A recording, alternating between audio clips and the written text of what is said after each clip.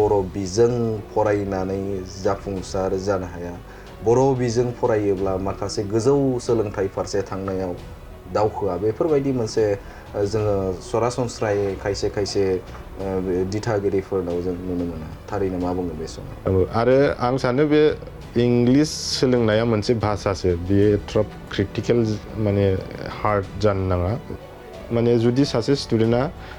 मोजां सोलोङोब्ला गावनि नाजानायखौ नाजाथाबनोब्ला बर' मिडियामनि थ्रुयैबाबो नोंनि बे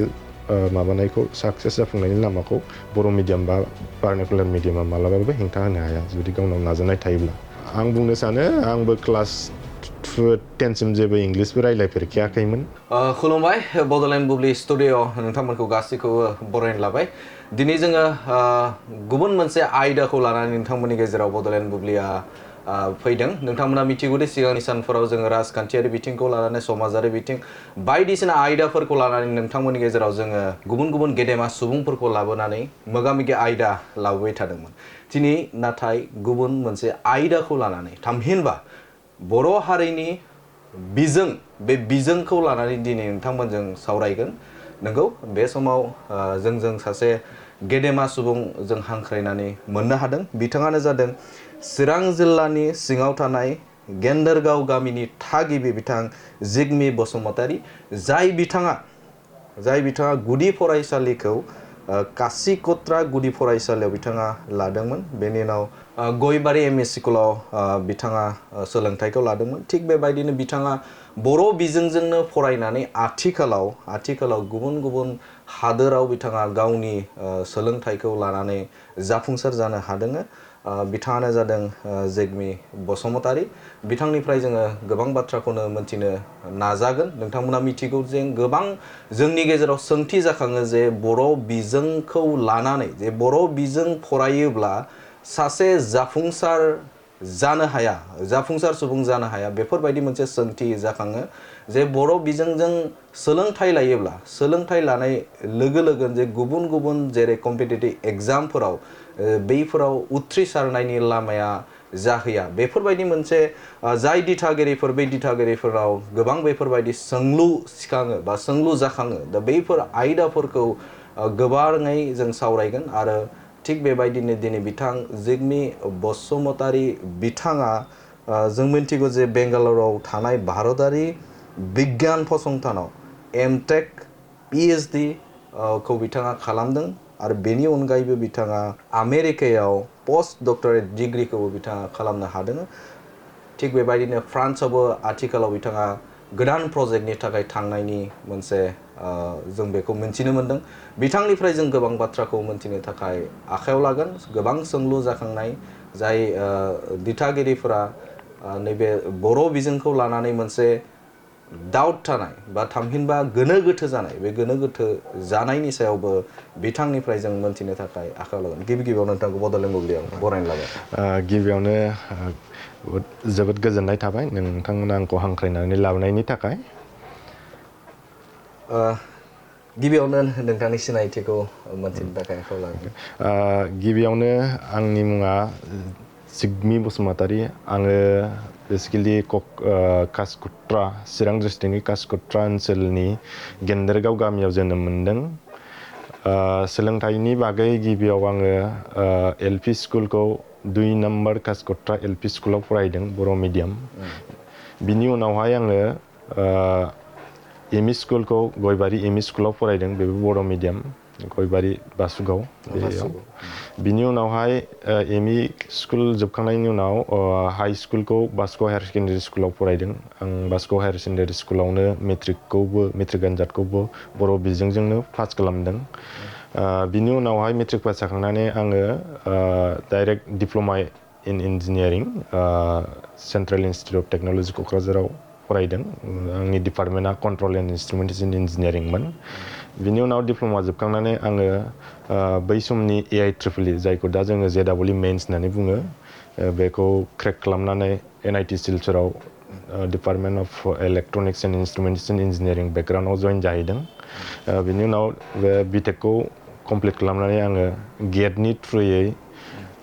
Indian institute of science Bangalore बेयाव एमटेक बाय रिसार्च बेयाव जइन खालामदों बिनि उनावहाय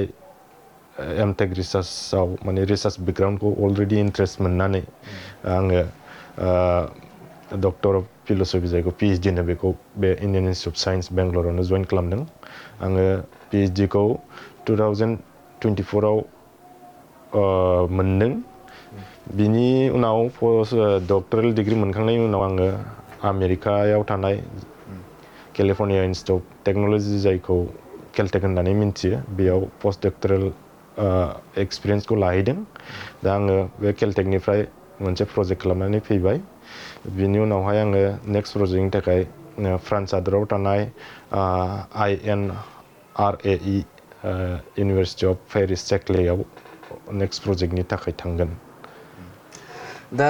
नोंथाङा गुबुन गुबुन जायगाफोराव दा नोंथांनि सोलोंथाइ गोजौ सोलोंथाइखौ नोंथाङा लानो हाबाय सोंथि जाखाङो गोबां दैथागिरिफोरा मोनसे सोंलु जे जों नुनो मोनो सम सम जों जे नुनो मोनो जे बर' बिजों फरायनानै जाफुंसार जानो हाया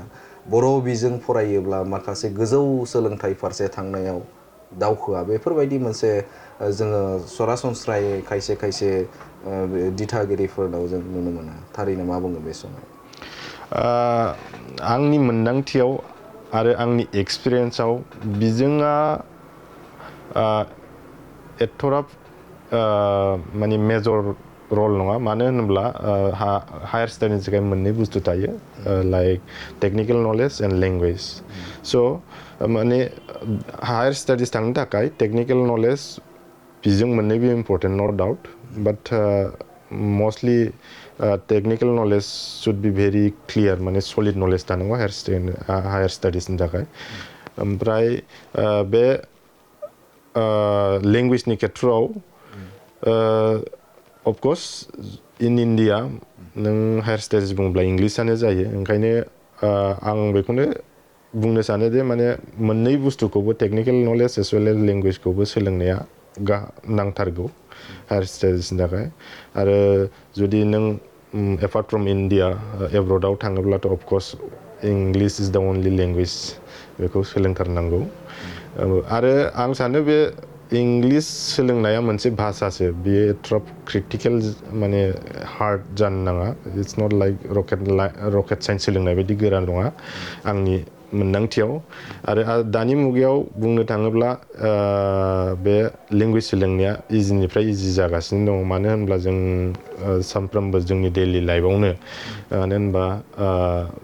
इलेक्ट्रनिक गेजेटफोरनि थ्रुयैनो बा ससियेल मिडियानि थ्रुयैनो एभ्रिडे जोङो इंलिस नुखायो सोलोंनो हाखायो स' माने टेक्न'लजिनि थ्रुयै बे लेंगुवेज सोलोंनायनि माबाया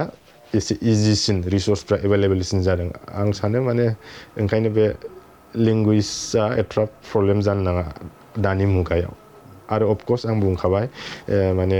लेंगुवेजल' रोंनायजों जाया बे टेक्निकेल नलेजआबो मोननैबो बुस्थुआ पेरेलेलि थांनांगौ नैबे बिजोङा थामहिनबा बर' बिजों बा गुबुन गुबुन बिजोंखौ नोजोर होयोब्ला बे बर' बिजोंखौ जों स्पेसियेलि बुंगोन बर' बिजोङा जाफुंसार जानायाव जेंनाफोर सोमजिखाङो नामा जे बर' बिजों लायोब्ला बेखौ मावनो हाया हमनानै ला गुबुन गुबुन जायगाफोराव सोलोंथाइ लानो हानाय नङा दा बेफोरबायदि मोनसे जेंनायाव सोमजियो नामा आंनि मोन्दांथियाव बे एथ'राब जेंना जाया मेइन लाइक दस माने बर' स्टुडेन्टफ्रा मस्टलि क्लास 10 सिम फरायो फार्स्टलि बर' मिडियामावनो बर' बिजोङावनो बिनि उनावहाय मोनसे ट्रेनजिसन पेज जायो जेनेबा क्लास 11 to 12 अनवार्ड्स माने इंलिसाव सुइच जायो बे टाइमाव एसे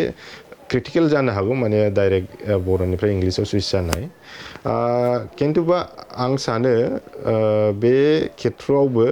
माने मोनसे सोलोंनायनि राव सोलोंनायनि अपरचुनिटिसो साननानै लानांगौ बे बुस्थुखौ माने जुदि नों बे एक्सट्रा राव सोलोंनायनि माबा थायोब्ला माने नोंनि लार्निं केपासिटियासो बारायो बेखौ मोनसे पजिटिभ एटिट्युड लानानैसो सासे स्टुडेन्टआ माने दावगालांनांगौ आरो कारेक्ट पार्सननिफ्राय कारेक्ट टाइमाव माने एडभाइस लानानै गाइडेन्स लानानै आवगायलाङोब्लानो बेफोरबायदि सोलोंनायाव जेबो उसुबिदा जानाय नङा होननानै आं सानो आरो बेजों लोगोसे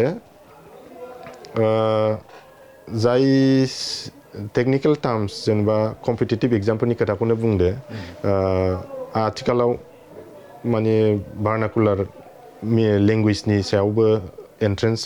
कम्पिटिटिभ एग्जामफ्रा खुंजायो बे मोनसे मोजां बाथ्रा हावेभार माने बेफोरबायदि खुंजानायनि अनगायैबाबो बांसिन मानसिफ्रानो इंलिश माबाखौ एसे प्रेफारेन्स होयो बिनि मेइन रिजनानो जाहैबाय जोंनि भार्नाकुलार लेंगुवेजाव माने रिसोर्सेस मेटेरियलफ्रा एसे लिमिटेड कचिं सेन्टारफ्रा बांसिनानो बे इंलिश लेंगुवेजखौ फोरोङो बेफोरखौ नोजोर बोनानै आइ थिंक जोंनि दिथागिरिफ्रा बेफोरखौ साननानै एसे बे इंलिश मिडियामनि डाइरेक्सनाव बांसिन गोसो होयो आं बेखौ नुनो मोनदों खिन्थुबा आंनि मोन्दांथियाव माने जुदि सासे स्टुडेन्टआ मोजां सोलोङोब्ला गावनि नाजानायखौ नाजाथाबनोब्ला बर' मिडियामनि थ्रुयैबाबो नोंनि बे माबानायखौ साक्सेस जाफुंनायनि लामाखौ बर' मिडियाम बा भार्नाकुलार मिडियामा मालाबाबो हेंथा होनो हाया जुदि गावनाव नाजानाय थायोब्ला आंनि मोन्दांथिया बे जिहेतु जों मिथिगौ जे गावनि रावजों थामहिनबा बिमा रावजों जागायनायनिफ्राय जों जुदि नोजोर होयोब्ला न'आव रायज्लायनाय गिबि राव होनोब्ला जोङो बिमानि राव बा बर' राव नाथाय बिमा रावजोंब्ला बे बर' रावजोंब्ला नोङो रोंनायनि थाखाय एसे थाबनो बा बुजिसिननायाव गोरलैसिन जायो दा बे बिथिङाव मा बुंगोन या बे सैथो बिमानि रावा गोदैसिन बिमानि रावजों फरायनो मोनब्ला अफकर्स नों बांसिन बुजिनो हागोन आरो मर इनसाइट थांनो हागोन आरो मानो होनब्ला अफकर्स बे इंलिश बा फरेन लेंगुवेज नोंहा स्पेसियेल इफर्ट होनांगौ बे माने खोथा इंलिश माबाखौ सोदोबफोरखौ एसे माने गोसोआव लानांगौ बेफोर एसे माबा जायो आरो आं ओंखायनो बुङो नो डाउट बे बर' मिडियामाव जुदि माबा not only up to class 10 level beyond the class 10 level maybe 12 or technical टार्म्स वाटएभार माने जुदि बर' रावजोंनो सोलोंजोबनो हायोब्ला अफकर्स जोंना बहुत मोजां जागोन आरो आं आसा खालामदों माने बांसिननिफ्राय साबसिन माने सुबुंफ्रा टेक्निकेलि बा साइन्टिफिकेलि प्रग्रेस जानो हाबावगोन इमप्रुभ जानो हागोन बेखौ नोंथांनिफ्राय आङो मिन्थिनो थाखाय आखायाव लागोन जे गुदि सोलोंथाइखौ नोंथाङा बर' बिजोङाव लाबाय बेनि उनाव नैबे गोजौ फारसे थामहिनबा बे समाव नोंथाङा गुबुन जायगायाव थांबाय गुबुन जायगायाव थांनानै नोंथाङा सोलोंथाइ लाबाय दा बे बिथिङाव जुरिजेननाया माबायदि जानाय थुलुंगानाया नोंथाङा बबेनिफ्राय मोननाय मिथिनो थाखाय एसे गोथौआव थांनो लुबैदों बुंनो थाङोब्ला आं जोंनि फेमिलि बेकग्राउन्डआव एथ'राब बेफोरबायदि माने गिदिर बेकग्राउन्डनि लाइक डक्टर इन्जिनियार बेफोरबायदि गैफेरामोन माने गाइडेन्सनि एसे क्राइसिस जादोंमोन एट दा आर्लि स्टेज होनब्लाबो जोंनि न'खराव बिमा बिफा बा बिदाबो दङ बिसोरो माने आंखौ थुलुंगा होदोंमोन जेनेबा खोमायाव सोनानै होदोंमोन खर'आव सोनानै होदोंमोन माबा एन्ट्रेन्स लिरनांगौ बेफोरनि सोदोबखौ खोथाखौ खोनानानै आं एसे माने गोसोआव सोनानै लादोंमोन आरो ओमफ्राय आंनो गावनो एक्सप्लर खालामदोंमोन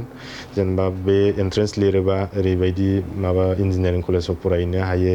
how to prepare those entrance exams बेफोरखौ आंनो माने सेल्फ एक्सप्लर खालामनानै आंनि नाजानायजों आङो माने क्रेक खालामनो हानानै बेफोरबायदि दा लेभेलसिम सौफैदों आरो बेजों लोगोसे बे नाजानायनि गेजेरजों स्पेसियेलि न'खरनिफ्राय आंखौ क्लास 12 सिमल' क्लास 12 माने बे डिप्ल'मा इन्जिनियारिं बिसिम एसे मोजां गाइडेन्स होदोंमोन बिनि थाखायनो बे आर्लि स्टेजाव मोजां जादों ओमफ्राय बे क्लास माने बे डिप्ल'मा इन्जिनियारिं जोबखांनायनि उनाव आंनो गासिखौबो डिसिजन लादोंमोन जे एमटेक रिसार्च फरायनांगौ आइएससि बेंगलराव बेनिफ्राय पिएइचडि लानांगौ पिएइचडि जोबनानै इउएसआव बेफोरबायदि माबा पस्ट डक्टरेल खालामहैनांगौ फ्रान्सआव बेफोर आंनि सेल्फ माबा जाजोबदों आरो डिसिजन जादों मानो होनब्ला आं बे क्लास 12 उनावनो एसे गावनि रेसपन्सिबोलखौ गावनो लानो हानायनि केपासिटि फैदोंमोन आंनाव नैबेयाव जिहेथु नैबे सोलोंथाइ लानायनि बेलायाव बै दिथागिरिफोरा जायबा गार्जेनफोरा माबायदि जानाया गोनांथि दं होननानै नोंथाङा सानो जिहेतु नोंथांखौबो 12 जिहेतु मोजाङै जोथोन लानानै बा न'खरनिफ्राय जोथोन लानानै बोसोन होनानै नोंथांखौ बेसिमहालागै सफैदोंमोन आरो बेनि उनाव जिहेतु 12नि उनाव नोंथाङा साननो हानानै माखासे डिसिसनफोरखौ गोजौ फारसे सोलोंथाइ लानायखौ नोंथाङा रिसार्च खालामनानै बा नोंथाङा साननानै बेखौ मावदों नाथाय बै समाव आर्लि स्टेजाव माबायदि जोथोन लानो गोनांथि दं? आं सानो आर्लि स्टेजआ बहुत इम्पर्टेन्ट मानो होनब्ला फारफ्रोमबो डाइरेक्सननिफ्राय आर्लि स्टेज स्टुडेन्टफ्रा फकास नङा मोजां बुजिनो हानाय गोहो थाया बेहाय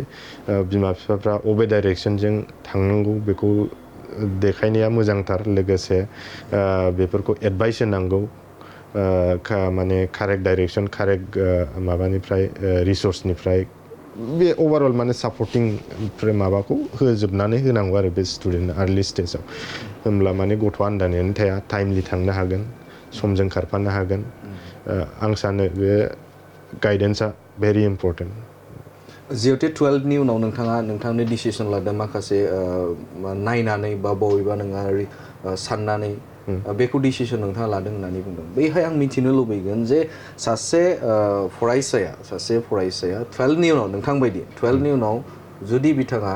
निजेनो माखासे डिसिसनखौ बबेनिफ्राय लाजायो बा थामहिनबा बिथांमोना माखासे जिखिनि गोजौ फारसे थांनो थाखाय लामा बे लामाखौ माबायदि नागिरनो हागोन बा सासे फरायसाया नोंथांनिखौनो एग्जाम्पल अके स' स्पेसियेलि आं माखासे बेनो ससियेल मिडिया इउज खालामोमोन जेनेबा निउस पेपारफोर बेफोरखौ नायनानैनो आं मटिभेसन जादों फर एग्जाम्पल आं बहुत साइन्टिफिक एक्टिभिटिस निउस साइन्टिस्टफोरनि टक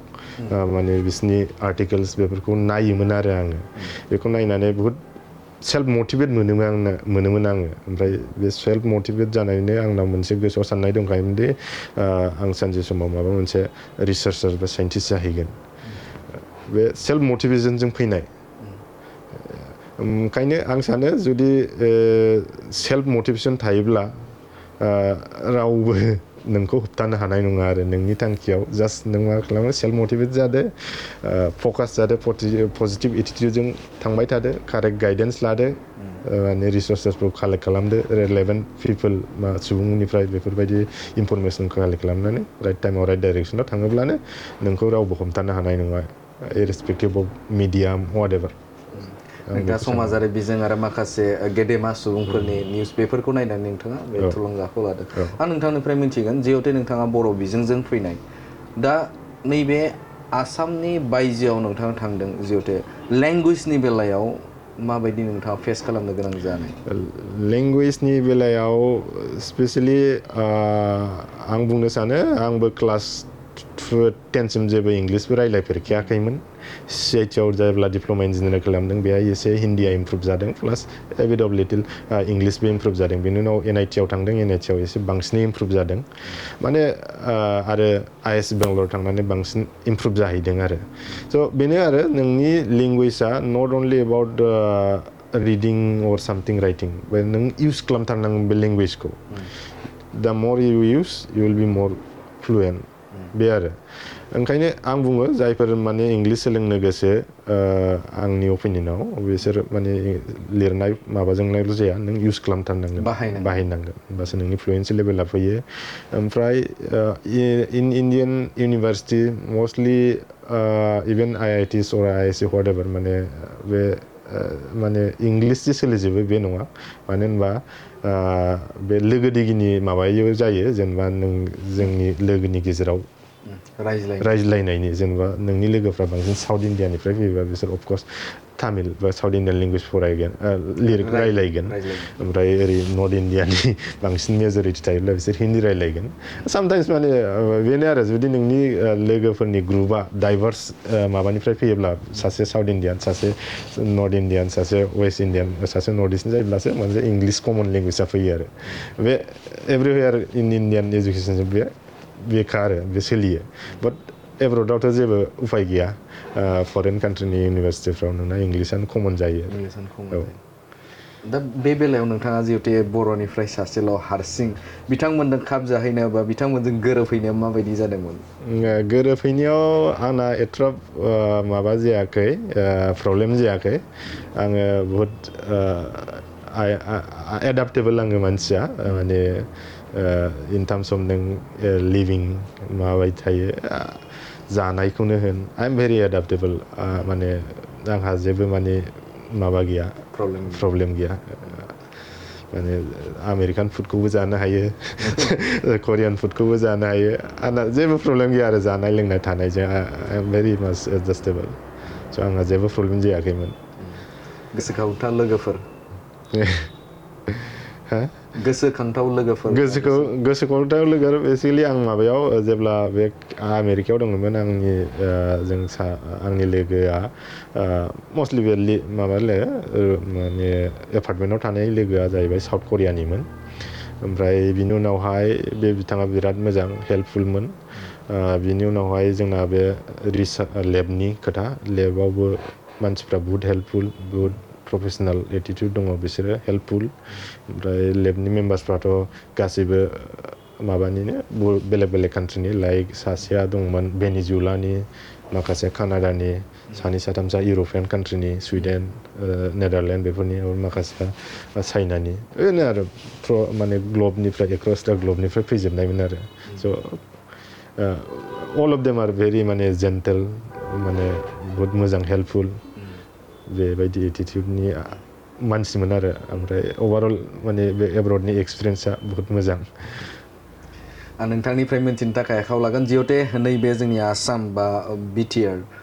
बेनि सोलोंथाइ होनाय आरो आदार्स गुबुन जायगाफोराव बिसोरनि माबा कम्पेरिजनखौ बा सुनायथायखौ माबायदि होगोन नोंथाङा जिहेतु जोंनि बा सुबुंफोरा सोलोंथाइ बिथिङाव सोलोंथाइ लानो थाखाय माबायदि गोसो होयो जोंनि बे दिथागिरिजों लोगोसे फरायसाफोरनि सोलोंथाइ लानायनि बेलायाव माबायदि होगोन बे बिथिङाव आं बुंनो सानगोन स्पेसियेलि बे एब्रडनि मानसिफोरखौ बुङोब्ला बिसोर एट्राप जोंनि बे इन्डियानि कालचार बायदि सासे स्टुडेन्टखौ बा गावनि गथ' गथायखौ बांद्राय पुश खालामा आरो माने फरायथारनांगौ बेफोरबायदि नङा बिसोर माने बे गावबा गावनि इन्ट्रेस्टआव अपेन हगारनानै होयो आं बेखौ नुनो मोनदों आरो एजुकेसन सिस्टेम बागै बिसोरथ' एसे एडभान्सखा फर एग्जाम्पल जोंनि एजुकेसन कालचाराव जेनेबा जायखौ रिसार्च होनो बिसोर रिसार्चखौ आर्लि स्टेजावनो खालामो फर एग्जाम्पल जोंनि इन्डियायाव रिसार्चखौ मास्टार्सआवबो हार्डलि जाबावो पिएइचडियावसो स्लाइटलि रिसार्च स्टार्ट जायो बाट आमेरिकान इउनिभार्सिटियाव आं केलटेकआव थांनानै मा नुदों बिसोरो राइट आफ्टार क्लास 12 जेब्ला आन्डार ग्रेजुएट लेभेलाव जागोन बिसोर बिनिफ्रायनो रिसार्चखौ स्टार्ट खालामो बेखौ बे डिफारेन्स फारागखौ नुनो मोनदों आरो आङो जिहेतु नोंथाङा नैबे आसामनिफ्राय थांबाय बे बिथिङाव आसामनि जुदि बुङोब्ला हजोंहाय माबायदि रियेक्ट खालामो हजोंहायथ' बिदि आसामनिखौ फ्राय आसामखौ बाहायानो जास्ट इण्डियान बेहायसो फैयो आरो डाइरेक्टलि इण्डियान ओमफ्राय बेनो आरो बेलेग कान्ट्रिनिफ्राय बेलेग मानसिफोरनि पारसेपसना बेलेग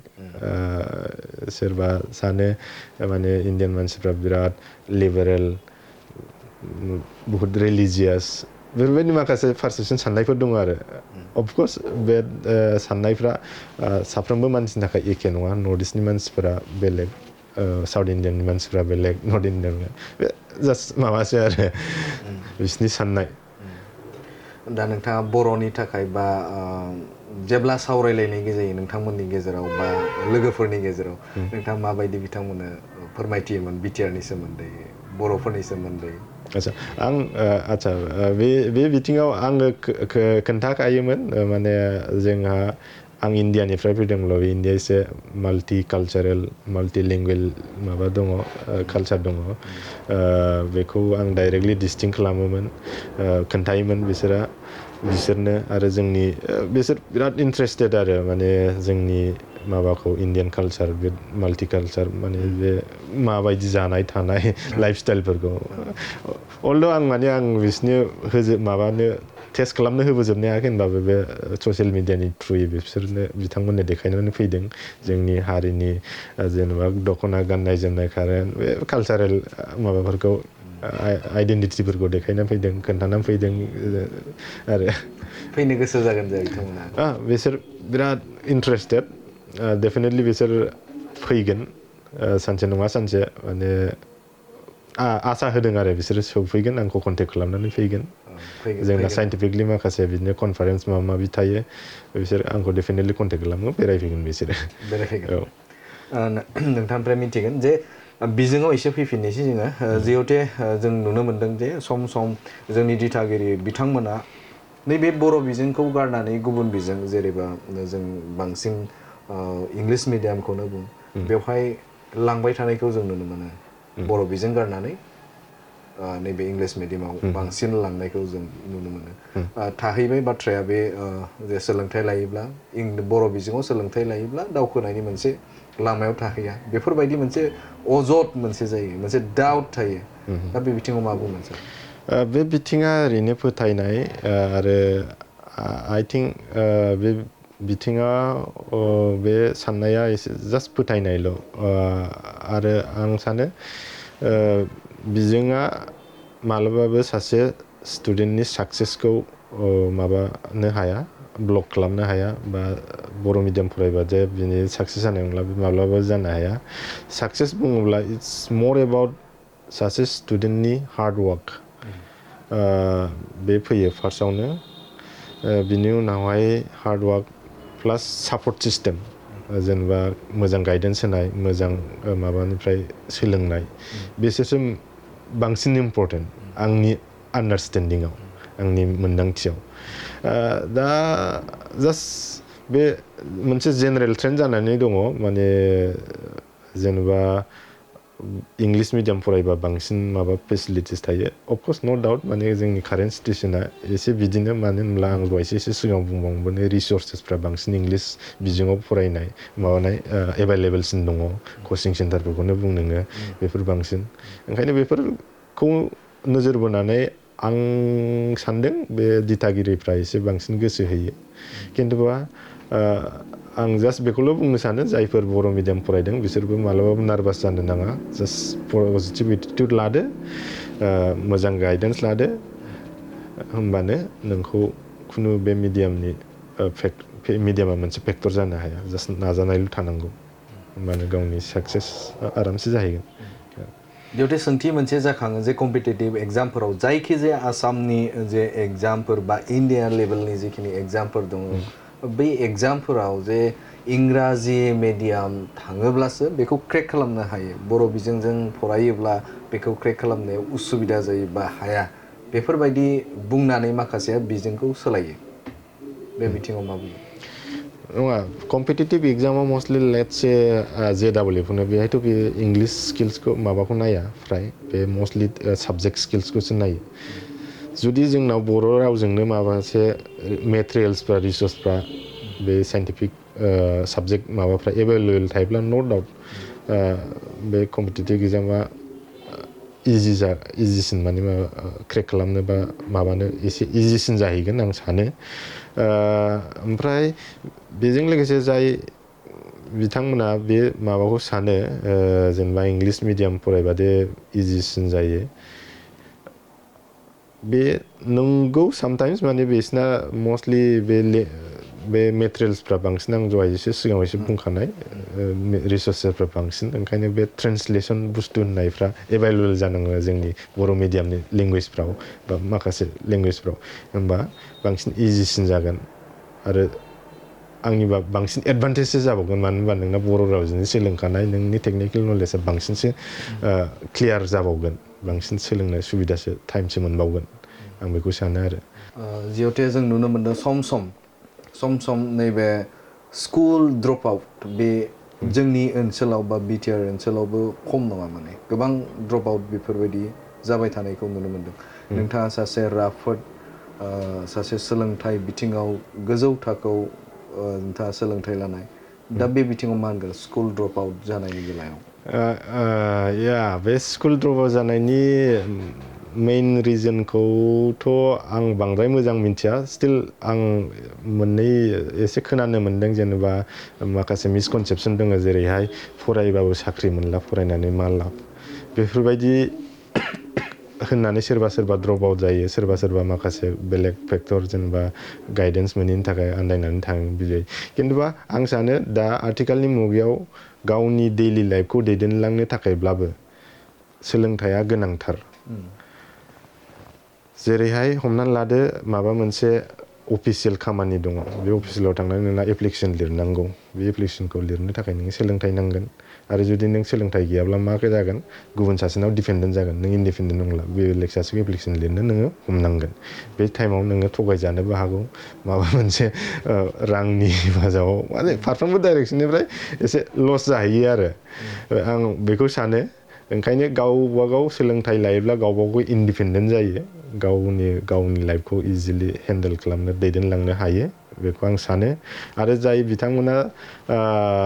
सोलोंथाइखौ लानानै माबा मोनसे केरियार दानायनि जब दानायनि माबा दङ मिजिं दङ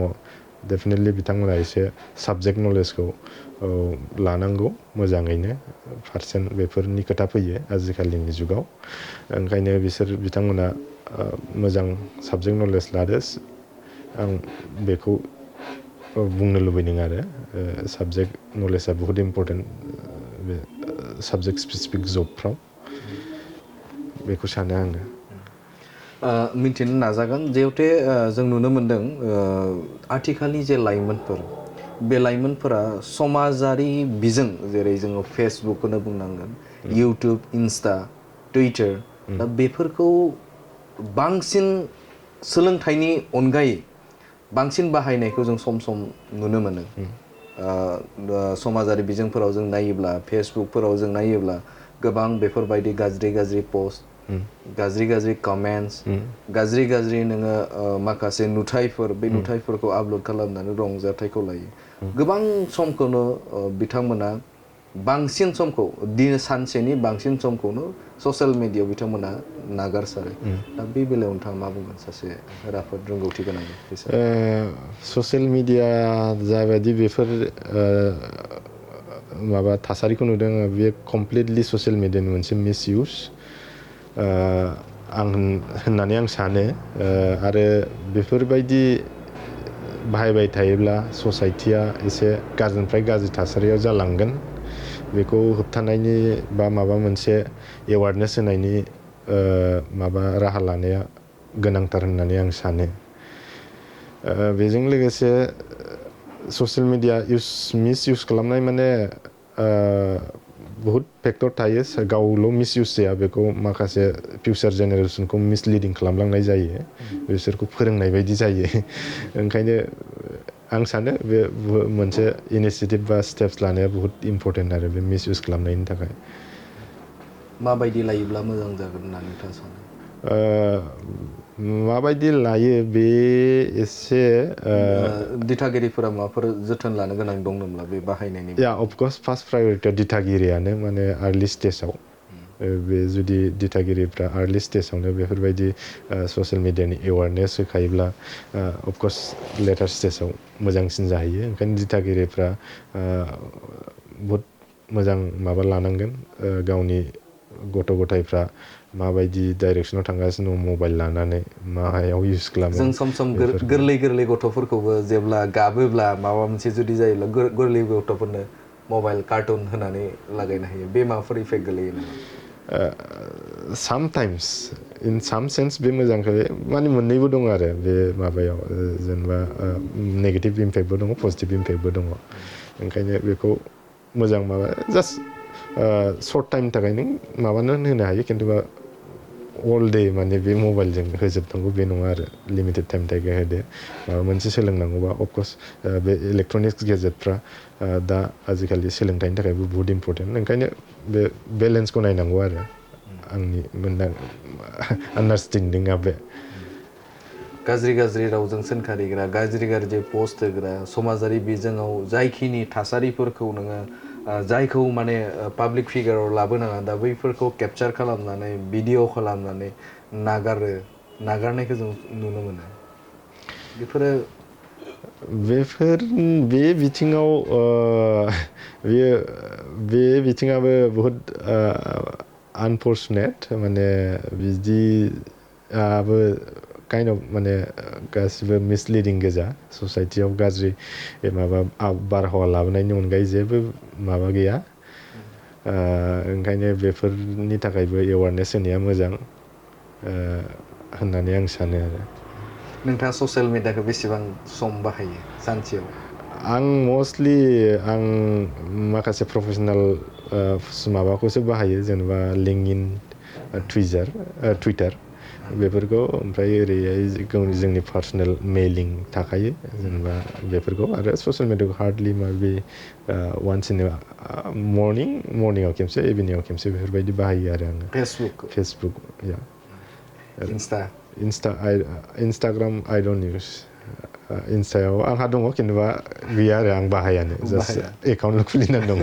बिदि आरो माने मस्ट प्रबेबलि नोंथाङा टाइमखौ 1 घन्टा बा आधा घन्टा बे समल' नोंथाङा बहुत लिमिटेड टाइम बाहायो लाइमोनफोरा माबायदि बाहायनो गोनांथि दं होननानै सानो लाइमोनफोरा एसे आगोलाव जिहेतु आं बुंबाय सोरबा सानसेयाव नोङो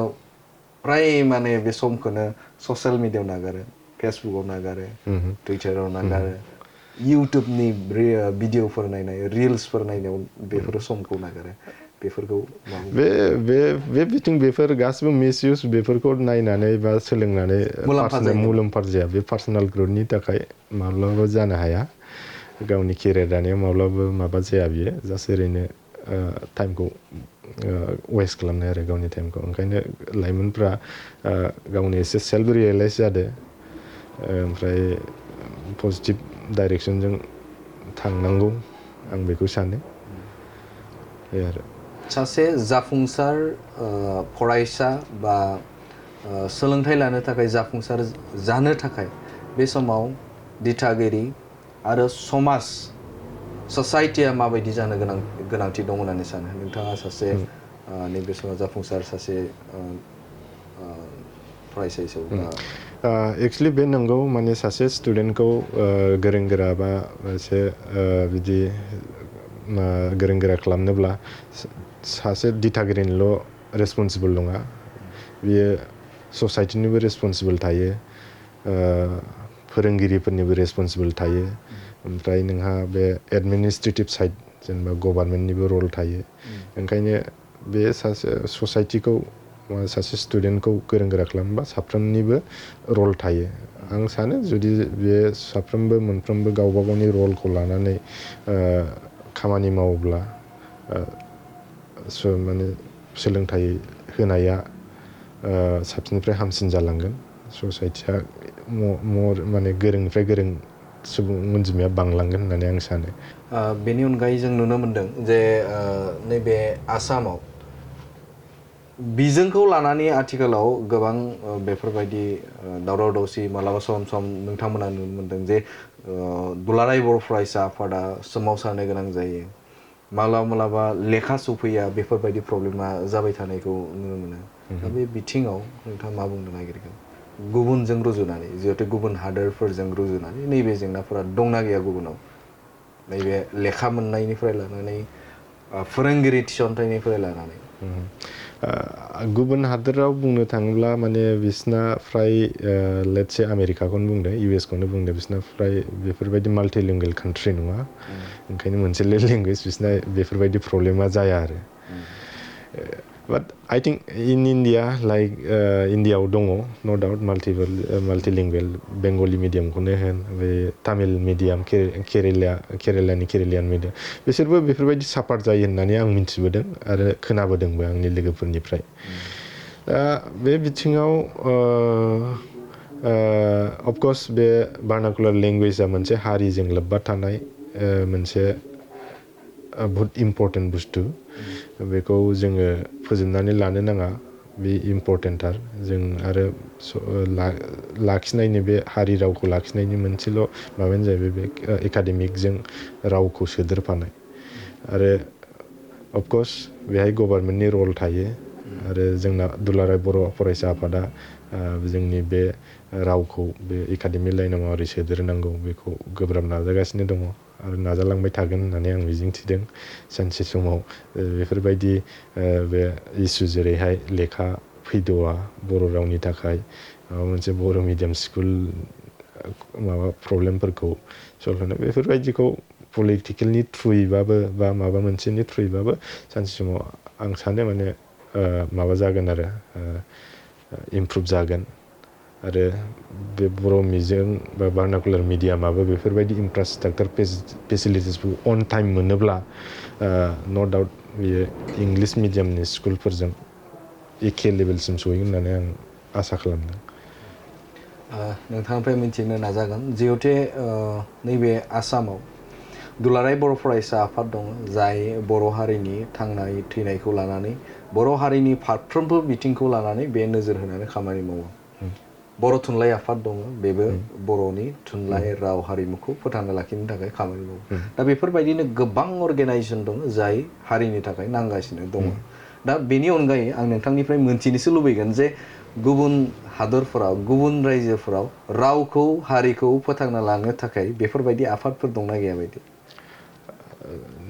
नोंथांनि नोजोराव? आंनि नोजोराव आं खोनानो मोनदों आं एसे निउसफोरबो नायलाबायो अफकर्स माने मोनफ्रोमबो कान्ट्रिया गावबा गावनि लेंगुवेज बा कालचारखौ लाखिनो गोसो जायो बेफोरबायदि थायो गभर्नमेन्टआनो बेफोरबायदि माबायो इम्पज खालामनानै होखायो for example I think 1 year back इटालियाव रावनि मोनसे इस्यु जादोंमोन माने इटालियान सोलोंथारनांगौ बेफोरबायदि आरो थायो बे बहुद इम्पर्टेन्ट। दा दुलाराय बर' फरायसा आफादनि खामानि मावनायफोरखौ माबायदि मोनो नोंथाङा? आं बिराद माबादों माने एप्रिसियेट खालामो बर' फरायसा आफादखौनो होन बा माबा बर' थुनलाइ आफादखौनो होन बिथांमोना बहुद गोब्राब नाजागासिनो दङ आरो जिबायदि डाइरेक्सनजों थांदों बे कारेक्ट डाइरेक्सन होननानै आं सानो आरो सानसे समाव जाफुंगोन होननानै आं आसा खालामो बर' हारिनि बे राव थुनलाइखौ प्रिजार्भ खालामनो नागिरनाया जाफुंगोन होननानै आं सानो। नोंथांनिफ्राय मोनथिनो थाखाय आखायाव लागोन जे गुबुन हादोरफोराव सोलोंथाइ लानायनिफ्राय लानानै गुबुन गुबुन बिथिङाव बांसिन बिथांमोननिया इम्पर्टेन्ट बा गोनांथिसिन होनानै माबे बिथिंखौ बांसिन लाङो बिथांमोना? बियो एक्सुवेलि कान्ट्रि स्पेसिफिक जायो माखासे कान्ट्रिया फर एग्जाम्पल माबा US खौनो लादो US आव मस्टलि मेडिकेल लाइना बांसिन इम्पर्टेन्स मोनो बिसोर हेल्थ सेक्टरखौ बहुत इम्पर्टेन्ट होयो दा medical sector followed by engineering and science and tech बेफोरखौ लायो आरो स' बे कान्ट्रि स्पेसिफिक। मिथिनो थाखाय आखायाव लागोन नोंथाङा एसे आगोलाव बुंदोंमोन जे गुबुन जायगाफोराव सोलोंथाइखौ लानानै सासे फरायसाखौ नारसिना होननानै एसे आगोलाव नोंथाङा बुंदोंमोन गुबुन हादोरफोराव नाथाय आसामाव ओरैबायदि नुनो मोनो बा सम सम गोबाङावनो नङा गोबां गार्जेनफोरानो नङा नाथाय खायसे गार्जेनफोरा ओरै खालामो जे नोंथाङा साइन्सआव थांथारनांगोन कमार्सआव थांथारनांगोन होननानै बेफोरबायदि नारसिननायखौ जों नुनो मोनो बा इन्जिनियाराव थांथारनांगोन बेफोरबायदि नुनो मोनो। मा बुंगोन बे फरायसानि बाथ्राखौ खोनासंनांगौ ना गार्जेना बांसिन रल लानांगौ बे बेलायाव नोंथाङा मा बुंगोन? माबायदि जानाय गोनांथि दं होननानै सानो? या माने अभारअल बे वर्ल्डनि स्टेटिस्टिक्सखौ नायोब्ला बे आमेरिका बायदियाव जुदि प्रेसार होआ बिदि नारसिननाय गैया बिसोर बांसिन गोजौसिन माबा लानो हायो सोलोंथाइ लानो हायो माने फ्रिदम बिसोर इन्जय खालामो खामानिखौ सोलोंथाइखौ ओमफ्राय जोंना बे आन्डार प्रेसाराव सोलोंनांगौ जायो नालाय ओंखायनो माबा जाहैजोबा एट्राप सामटाइम्स माने जिबायदि बे जास्ट प्रेसार होदों आंखौ जास्ट फरायनानै थांसै बेफोरबायदि आरो गावनि इन्ट्रेस्टजों माबायाव गोसो होनाय एक्सट्रा एफर्ट थाहैया आरो बेहाय एसे खम जायो बायदि सानो आरो आंनि मोन्दांथियाव ओंखायनो जुदि अपेन हगारना होयोब्ला गावनि इन्ट्रेस्टजों मावगोन इयो गावनि माबाजों ओंखायनो बिसोरो माने बाउन्डारि एबाब द बाउन्डारि थांनो हायो आरो एबाब द लाइन स' आइ थिंक माने डेफिनेटलि बेफोरबायदि फ्रिदम हगारना होयोब्ला बांसिन आउटब्रेक जायो माने साबसिननिफ्राय हामसिन मावनो हायो गोजौसिन लेभेलाव थांनो हायो बे मोनसे। नाथाय बै समाव जों स्टुडेन्टखौबो बा हमना ला फरायसाफोरखौबो जुदि नागारसारना होयोब्ला दा बिथांमोननियावबो ओरैबायदि जायो जिहेतु दहायनो आं ड्रप आउटनि बाथ्राखौ बुंलांबाय दा बेफोरबायदिनो बिथागिरिनाव मोनसे गिनाय फैयो जे बे फरायसाखौ बा गावनि फिसाखौ जुदि गावनि लेभेलाव जुदि नागारना जुदि होयोब्ला बे गाज्रि लामाजों बा गुबुन फारसे बे थांनो हागौ बे मोनसे दावराव जायो दा बे बिथिंखौ मा बुंगोन? बे बिथिङा बे गाज्रि जानाया मस्टलि ससाइटिनि इफेक्ट मोनसे ससाइटिया मोजां ससाइटियाव दङब्ला अफकर्स बे स्टुडेन्टआ मोजां कालचारखौनो सोलोंगोन जोंनाव फर एग्जाम्पल US खौनो होनदों US आव एथ्राव गाज्रि ससाइटि माबा गैया बे एजुकेसन मस्टलि एजुकेसन फकास बेफोरबायदि ओंखायनो आं सानो जास्ट ससाइटि मोजां जाब्लानो नोंनि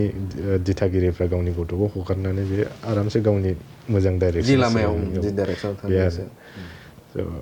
या ससाइटिया ओंखायनो बुहुत इम्पर्टेन्ट मोजां ससाइटि दानांगौ मोजां इनभाइरनमेन्ट दानांगौ बे आरो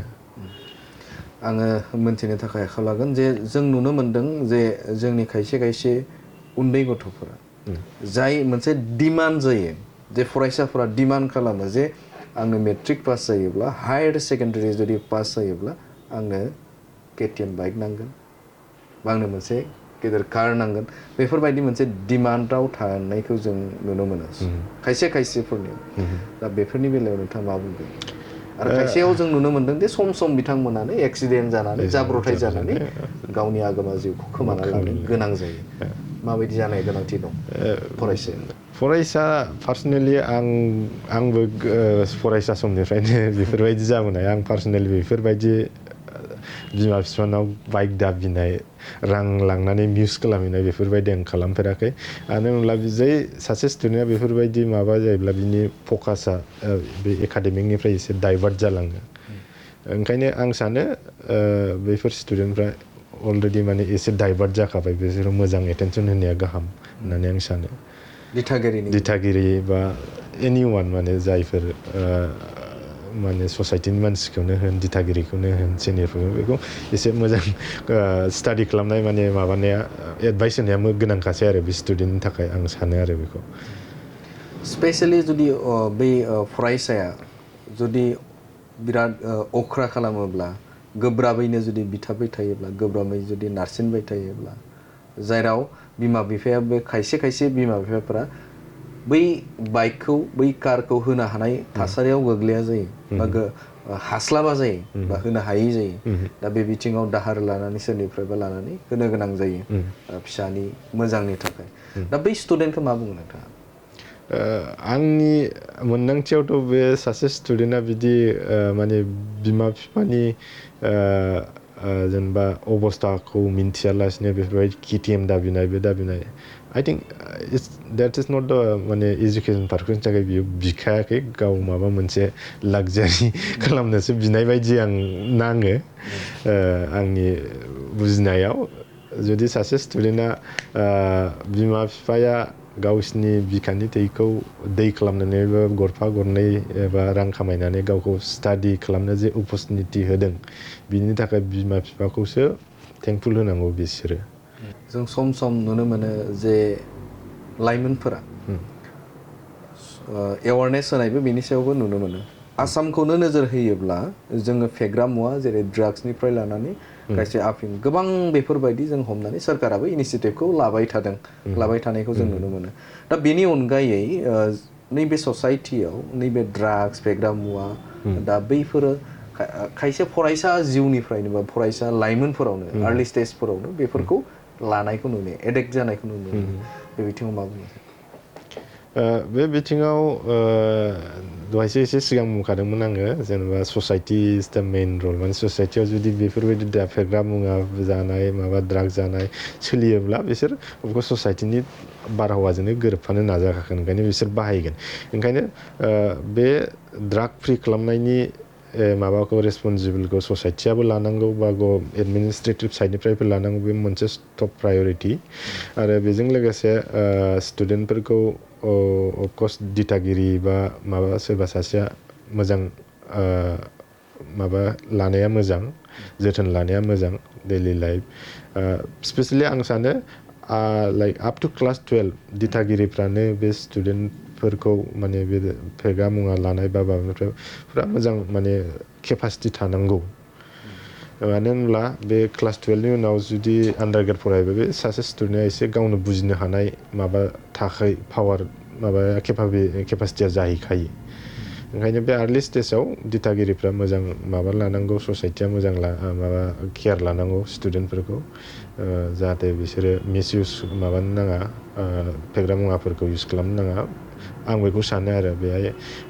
बे अभारअल जास्ट बे फेग्रा मुवा निसा बेफोर सासेनिल' खामानि नङा जों जयेन्टलि खामानि मावनांगौ जानानै फैयो मोनफ्रोमबो अर्गानाइजेसन बा गभर्नमेन्ट सेक्टर कलाबरेटिभलि आं बेखौ सानो जों नुनो मोनो सम खायसे स्टुडेन्टफोरखौ गोबांखौनो बुङाखै खायसे स्टुडेन्टफोरा मेट्रिक आनजादखौ जोबोद मोजाङैनो बे उथ्रिसारो हाई रेंक लानानै उथ्रिसारो दा बे बिथिङाव गुबुन जायगायाव जेन'बा बेयो गुवाहाटीयावनो बुं बे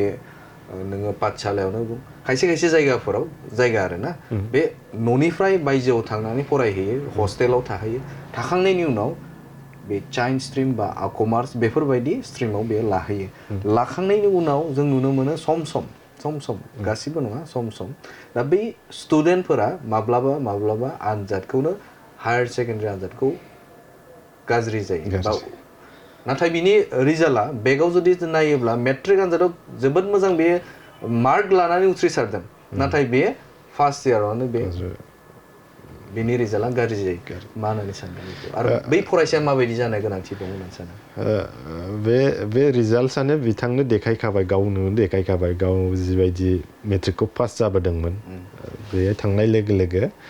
मेट्रिकआ बा माबा आनजादा एसे गाज्रि जाबाय होनबा गावनो रियेलाइज जाखानांगौदि आं माबा मोनसे रं डाइरेक्सनजों थांगासिनो दङ रियेलाइज जानाया गावनो गोनांथार आं बेखौ सानो माने माबा मोनसे गाज्रि लामाजों थांनो आगान होखाबाय बे आरो फार्स्ट रिजाल्टआनो देखायखागोन बेखौ होनबा गावनो रियेलाइज जानाया मोजां आरो अफकर्स दिथागिरिफ्रा एसे जोथोन लानांसिगौ बे टाइमाव बहुत इम्पर्टेन्ट जुदि आं सानो बे जुदि बेफोरबायदि गावनो रियेलाइज जायोब्ला खेबसे फेल जानाया जेबो नङा माने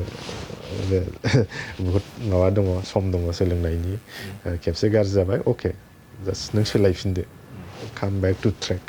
माने ट्रेकआव फैफिनदो फरायफिनदो दिथागिरिफोरजों मानिदो गिदिरफोरनि बोसोनखौ लादो एडभाइस लादो होनब्लानो बे स्टुडेन्टआ मेइन स्ट्रिमाव फैफिननानै गावनि जिबायदि कनसिस्टेन्सि दंमोन बे कनसिस्टेन्सिखौ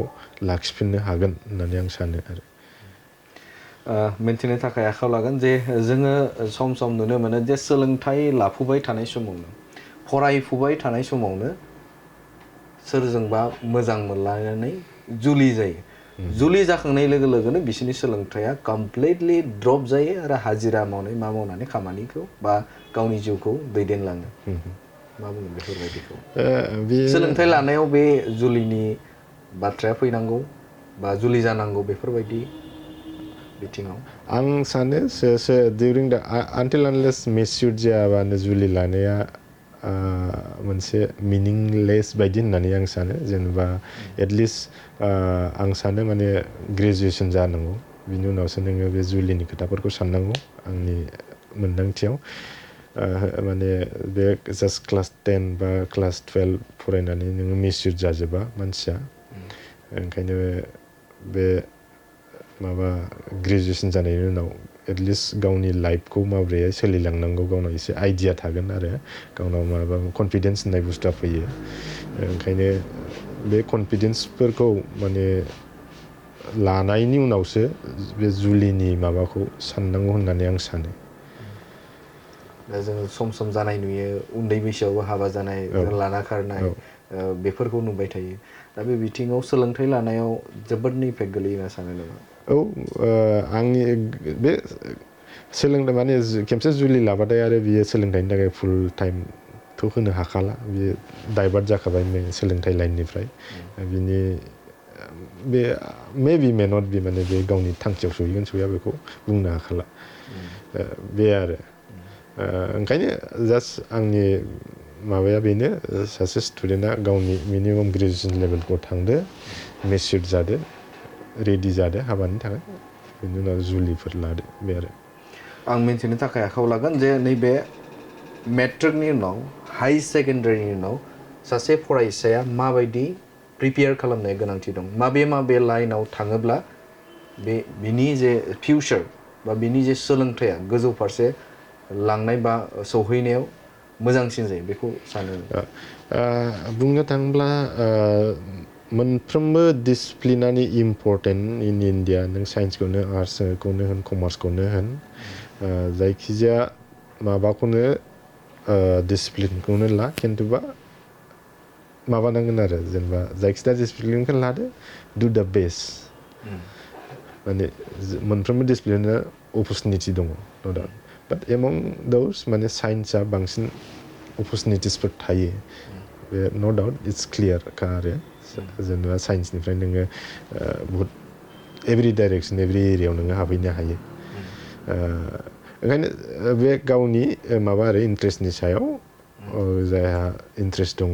बेखौनो ला जास्ट अभारअल पारफरमेन्सफ्राल' मोजां जानांगौ आरो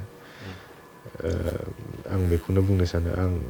आरो रावखौबो बे नों साइन्स फरायथारनांगौ बेफोरबायदि बुंनो गोसो गैया नारसिननाय होननायखौ माने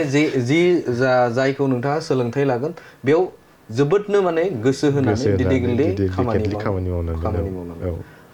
नोंथांनिफ्राय आं मोनथिगोन जिहेतु नोंथाङा गुबुन जायगाफोराव थांबाय बैफोर जायगाफोराव नोंथांनि गोसोखांथाव जिउजों सोमोन्दो थानाय गोसोखांथाव जारिमिन फोरमायनो हागोन गोसोखांथाव जारिमिन मेरला दङ दंनायालाय होमब्लाबोलाय मस्टलि गोसोखांथाव जारिमिन जोंना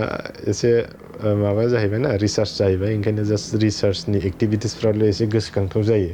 मारैहाय जेनेबा रिसार्चजों बिदिनो डे नाइट सिस्टेम बिल्डिं खालामो बेहाय जुदि माबा मोनसे रिजाल्ट फैबाथाय बिनि थाखाय जोंना लामाया खुलिबाय बेफोरनो आरो जोंनि थाखाय मेम'रि माबाया गोसोखांथाव माबाफ्रा फार्स्ट रिजाल्ट बुंनो थाङोब्ला माने सिस्टेम बानायनानै फार्स्ट रिजाल्ट मोनजेनबाथाय जाबाय आरो बेनिख्रुइ साबसिन माने गोजोननाय मोना जोङो आरो लास्ट मोननाया जाहैबाय बे रिजाल्ट मोनखांनानै जोङो एस ए साइन्टिस्ट माबा खालामो आरो माने रिसार्च आर्टिकेल लिरो बे रिसार्च आर्टिकेलखौ जार्नालफ्राव साबमिट खालामो बे जार्नालाव एक्सेप्ट जाबाथाय आरो बेबो मोनसे बिग एचिभमेन्ट फर आस बे आरो माने ग्रुपआवनो बे खामानिखौ ग्रुपआवनो जिहेतु नैबे बारहावानि बा इनभाइरनमेन्टआ माबायदि ओरैनो गुबुन जायगायाव इनभाइरनमेन्ट आबहावानि माने माने सोलोंथाइनि आबहावा ना सोलोंथाइनि आबहावा अभारअल नेचारेल बेखौ सोलोंथाइ बेखौ दहाय एसे आगोलाव जों सावरायबाय नैबे बिथिंखौ आच्छा बे इउएसआव एक्सुवेलि फ्राय एखेयानो बे माबानिजों जोंनि इन्डियानि सार्टेन पार्ट अफ इन्डियानिजों basically I was in California Los Angeles सिटियाव थायोमोन आङो लस एन्जेलिस सिटिनि माबायाव आरो एसे साइडआव पासेडेना होननायाव बेयाव माने sometimes माने temperature mostly in summer time around very hot around 50 close to 50 degree centigrade मोनो ओमफ्राय विन्टार एराउन्ड डिसेम्बरसोआव आरो जानुवारिसोआव close to 0 maybe 1 or 2 degree something बिराद गुसु जायो ओमफ्राय ओभारअल माने लाइफ स्टेन्डार्डआथ' बहुत मोजां इउएसफ्राव बहुत हाइजेनिक हाद्रि होननाय नुनो मोननाय नङा गार्बेज माबा माबि डास्टबिन बेफोरखौ नों नुनाय नङा बहुत क्लिन आरो इनभाइरनमेन्टआ स' लाइफ स्टेन्डार्डआ बहुत मोजां इन्डियाआवथ' मा बुंनो माने हाद्रि हाला जेरावबो मोनामला गिसाव गोफोन बेफोरजों बुंफबजोबनाय बेखौ मा बुंबावनो रुजुनायाव बहुत माबायाव आरो बेफोरबायदि नुनाय नङा बहुत माबोरै खालामनो हादों बायदि बिथांमोना बिसिना बे थासारिया जाहैबाय आंनि आन्दाजाव माने बिसिना सुबुं अनजिमायाबो एसे बहुत खम रिलेटिभलि इन्डियानिख्रुइ कम्पेरिजनाव ओंखायनो बिसिना मेनटेनेन्सफ्रा एसे मोजांसिन जायो गभर्नमेन्टनि रुलफोरा बोरैहाय गभर्नमेन्टनि रुलफ्राथ' बहुत स्ट्रिक्ट इट्स एन्ड एभ्रि माने सुबुंफ्रा इउएसआव थानायफ्रा मोनसे ससियेल सिकिउरिटि माबा थाखायो माने नोंनाव बे साफ्रोमबो सुबुंनि इनफरमेसना बे गभर्नमेन्टनाव दंखायो आरो बिसोर इजिलि साफ्रोमबो सुबुंखौ ट्रेक खालामनो हायो प्रटेक्ट खालामनो हायो बेबायदि केपासिटिया दंखायो बिसोरनाव फिन नोंथांनियावनो फैफिनदों नोंथाङा सानदोंमोन ना जे जेब्ला बै समाव गुदि थाखोनिफ्राय बर' बिजोंजों फरायनानै दासिम नोंथाङा नैबे लेभेलसिम सफैनो हानाय बा हाबाय नोंथाङा साक्सेसफुल जानो हाबाय बे बिथिङाव नोंथाङा गिबियाव सानदोंमोन नामा जे आं एसेबां ओरै नैबे एचिभमेन्ट खालामनो हागोन होननानै आं बर' मिडियामाव फरायनानै बेहालागै सफैगोन आंनाव बेफोरबायदि जेबो साननायबो गैयामोन प्लानबो गैयामोन फार्स्ट अफ अल जास्ट माबायोमोन आं माब्लाबाबो फावसिनानै थायामोन आं बहुत नाजाग्रा माने हार्डवार्क खालामनो गोसो जायो आरो खालामबोदोंबो आरो स' मा जायोमोन आङो बेफोरबायदि थांखिबो गैखायामोन आं जाय अपरचुनिटिखौ मोन्दों फरायनो मोन्दों नालाय फरायदों फरायनायल'जों नङा आङो मोजां पारफरमेन्स खालामबोदों बेनो आरो जास्ट जाय डिग्रिखौ लादों जाय इउनिभारसिटियाव फरायदों मोनफ्रोमबो इउनिभारसिटियाव आङो डेडिकेसन होनानै फरायबोदों ओमफ्राय बे केरेक्टारानो प्रबाबलि आंखौ दा वर्ल्डनि टप इउनिभारसिटिस लाइक केलटेक इन्डियानि टप इउनिभारसिटिस लाइक IISc बेफोराव माबासिम सौहैनो हादों होननानै आं सानो आरो मा बुङो जेब्ला नोंथाङा बैफोरखौ US निफ्राय नोंथाङा सोलोंथाइखौ लानानै फैदोंब्ला इनभाइरनमेन्टआ माबायदिमोन गामिनि थासारिफोरा माबायदिमोन नोंथांमोना बै गामियाव बा नोंथांनि बे गामियाव फैनायाव माबायदि ससाइटिया माबायदि नोंथांखौ बजबना लादों बेसिकलि USA एसे आइसोलेटेड ससाइटि होननानै बुंनांगोन जेनेबा बेहाय बांद्राय ससियेलाइज जाया आमेरिकायाव गावबा गाव माने इन्डियायावसो बहुत ससियेलाइज जायो हेल' हाय माने पिपल गेदारिं बाट US आव नों बेबायदि नुनाय नङा US नि मस्टलि लामाफ्राबो नोङो मानसिफोर थानाय गसंनानै साहा लोंनाय बेफोरबायदि सिनारि कालसार नुनाय नङा नोङो बिसोरो बहुत फकास टाइमावबो बहुत माबा आरो टाइम मेन्टेनेन्सआबो बहुत माबा आरो मा होनो बेखौ स्ट्रिक्ट नांगौ समावल' बाहायो बहुत प्रफेसनेल 1 मिनिटबो लेट जाया बिसोरो अन टाइम खामानि मावजोबो अफ टाइमबाथाय अफ टाइम अन टाइमबाथाय अन टाइम खामानि मावनांगौथाय मावनांगौ बेफोरबायदि कालसार आरो ओमफ्राय अभारअल बेनो माने दे आर भेरि मोनफ्रोमबो खामानिखौ बिसोरो प्रिसाइसलि मेटिकुलासलि मावो आरो रिगुलासलि खामानि मावो खुनु एप्रक्सिमेट होननाय बुस्थु गैया आरो जोंनासो माबा मोनसे वाल बायबा माबा माबि जों माथेलाबायो खिन्थु बिसोर माथेनाय नङा बिसोर फुरा देफैनानै गोदान माबा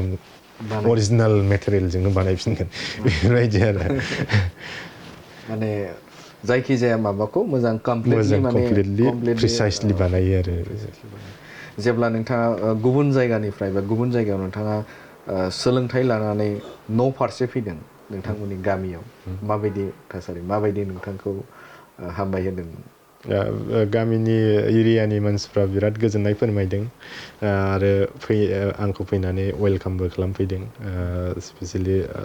सिडलिकास कुट्रा एबसु आरो चिरां माबायाबो चिरां डिस्ट्रिक्ट जिल्ला एबसुआबो बिथांमोना बरायफैदों लेंहरदों इन्टारेक्ट खालामदों आंजों गोजोननाय फोरमायदों बे आरो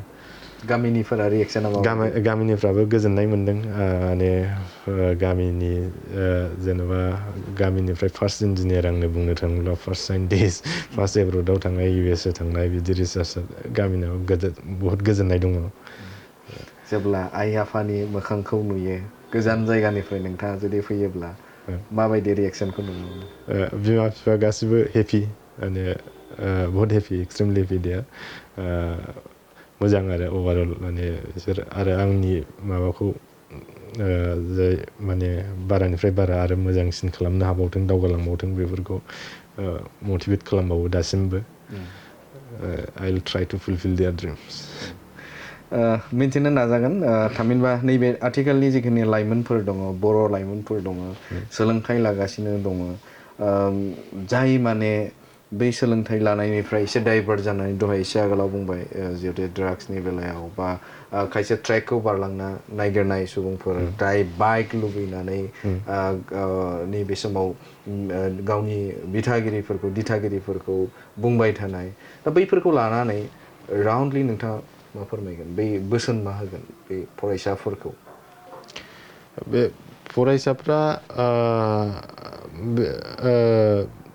गावसोर एसे रियेलाइज जादो मानो होनब्ला बियो जाहैबाय बे सोलोंथाइया मोनसे केरियार दानायनि माबा आर्लि स्टेजआ केरियार दानायनि मोनसे टाइमलाइन बे टाइमखौ बरबाद दाखालाम मिसइउस दाखालाम बेनो राइट टाइम केरियार दानायनि बेजों लोगोसे बे जिबायदि ड्राग्स बेफोरखौ टटेलि बन्द' खालाम बेयो नान अफ इउर माने मोजांनि थाखाय माब्लाबाबो जानो हाया आरो नों खेमसे बेफोरबायदि डाइभार्ट जाजेनबाय बा ड्राग्स इउज खालामजेनबाय मेइन स्ट्रिमाव फैफिननो एसे खस्थ'बो जायो आरो नुनायबो माने बहुत बिदि लस्टबो जानाय नुयो जेनेबा खेबसे बाहायखांनायनि उनाव मेन ट्रेकआव फैफिननो टाइम स्पेन्ड खालामनांगौ जायो फैसा स्पेन्ड खालामनांगौ जायो सामटाइम्स माने फैफिननोबो हाया ओंखायनो नांथारा आरो बाहायथारनोनो नाङा आंनि माबायाव बिमा बिफाजों अलवेज माबा था कन्टेक्टआव था बोसोनखौ मानि बिमा बिफाया माब्लाबाबो नोंनि गाज्रिखौ माब्लाबाबो हास्थाया ससाइटिया माब्लाबाबो हास्थाया बिसोरनि बोसोनखौ मानि सोलोंथाइनि बिथिङाव मोजां माबादो मोजां कारेक्ट टाइमाव कारेक्ट मानसिनिफ्राय कारेक्ट एडभाइसखौ लादो जुदि बेफोरबायदि माखासे की स्टेप्सफोरखौ लायोबानो साफ्रोमबो स्टुडेन्टआ गोग्गो सोलोंथाइखौ लानो हागोन होननानै आं आसा खालामो इसे सावरायगोन नोंथाङा बे सावगारिखौ बहा लादोंमोन बेयो 2023 आव लानाय बियो पर्तुगालनि पर्ट'आव बे टाइमाव आङो फकास अन माइक्रस्कपि होननायाव मोनसे कनफारेन्स जादोंमोन बेहाय आंनि रिसार्च बे रिसार्चखौ आं आइएस बेंगलराव डिउरिं पिएइचडि टाइमाव माबादोंमोन बेखौ प्रेजेन्ट खालामनायाव आङो लानाय आरो नैबे सावगारिया बेबो डिउरिं पिएइचडि माने जोंनि डिपार्टमेन्टेल स्पर्ट्स मिट जादोंमोन बेयाव प्रबाबलि आं अलमस्ट एभ्रि स्पर्ट्सखौ पार्टिसिपेट खालामदोंमोन बेहायनो जों ग्रुप फट' लानाय जादों आरो आइएस बेंगलरनि बियो आई थिंक इट्स 2 years बेक बेयो सावगारिया जाहैबाय आंनि केलटेकनि प्रजेक्टनि बियो बेहाय एसे सिनायनो गोब्राब बाट बे मोनसे अप्टिकेल सिस्टेम आरो बेहाय मा खालामो लेजार लाइट सोनानै माने जेनेबा लेजार लाइटखौ स्ट्राइक खालामो आरो सेम्पोलाव बेसिकेलि जों आखाइखौनो सेम्पोल हिसाबै बाहायदोंमोन बेहाय बे लेजार लाइटनि मोनसे प्रब आरो बे लेजार लाइटनि थ्रुयै नोङो ब्लाड भेसेल्स माने ब्लाड फ्ल' स्पिड बेफोरखौ भिजुलाइज खालामनो हायो आरो जेनेबा बेहाय जुदि नोंना टिउमार बा केन्सारफोर दङब्ला बेखौ नोङो बे लेजार लाइटनि थ्रुयै डिटेक्ट खालामनो हायो बे सिस्टेम नंगौ जोबोद साबायखर थाबाय नोंथांनि एसे गोसोखांथि बेखौ फोरमायना होनायनि थाखाय नंगौ बिथाङानो जादोंमोन जिगमि बसुमतारी बिथाङा नैबे गुदि थाखोनिफ्राय लानानै बिथाङा बर' बिजोंजोंनो फरायनानै दिनै जाफुंसार सासे जानो हाबाय बिथांनिफ्राय गोबां बाथ्राखौनो मोनथिनो मोनबाय सोलोंथाइया बर'नि जे बर' बिजों बे बर' बिजोङा बा सोलोंथाइया जे बे समाव गोजौ फारसे बा गोजौ सोलोंथाइ लानायाव जेंना जानो हायोना हाया गोबां सुबुंफोरनावनो खायसे दिथागिरिफोर सुबुंफोरनावनो बे मोनसे सोंथि जाखांदोंमोन आरो बेनि अनगायैबो जों नुनो मोनदों दि सम खायसे कम्पिटिटिभ एग्जामफोराव जे बर' बिजों फरायोब्ला बेवहाय कम्पिटिटिभ खालामनो थाखाय हाहैया दा बेफोरबायदि माखासे सोंथिफोर जानाय जों नुनो मोन्दोंमोन दा बे आयदाखौनो लानानै मोनगोन बिथां जिगमि बसुमतारी बिथांनिफ्राय जों गोबां बाथ्राखौनो मिन्थिनो मोनबाय बिथाङा नोंथांमोना मिन्थिगौ जे बर'फोरनि गेजेराव सासे गोजौ सोलोंथाइ गुबुन जायगाफोराव बा हादोराव थांनानै बिथाङा गोजौ सोलोंथाइ लानो हानानै दिनै जाफुंसार जानो हाबाय बे जेंनाया जे सोलोंथाइ लानायाव मेटार बा गुबै मोनसे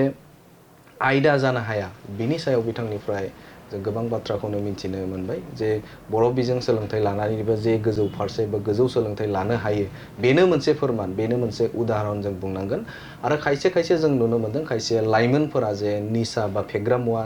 जाग्रा आरो बिमा बिफाफोरनियाव जों नुनो मोनदों जे सम जों नुनो मोनो जे नांगौनि बांद्राय जे खायसे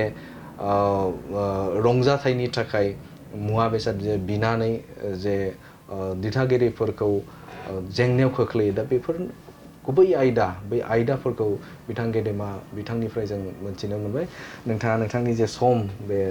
बेसेन गोसा समखौ जोंनो होबाय बेनि थाखाय जोबोदनो साबायखर बावबाय नोंथांनि जे इयुन आरोबाव जिखिनि नोंथाङा फ्रान्सआव थांनानै माखासे प्रजेक्ट नोंथाङा खालामनो नायगिरदों बेयो जाफुंसार जाथों बेखौ बड'लेण्ड बुब्लिनिफ्राय मिजिंथिबाय गोजोन्थों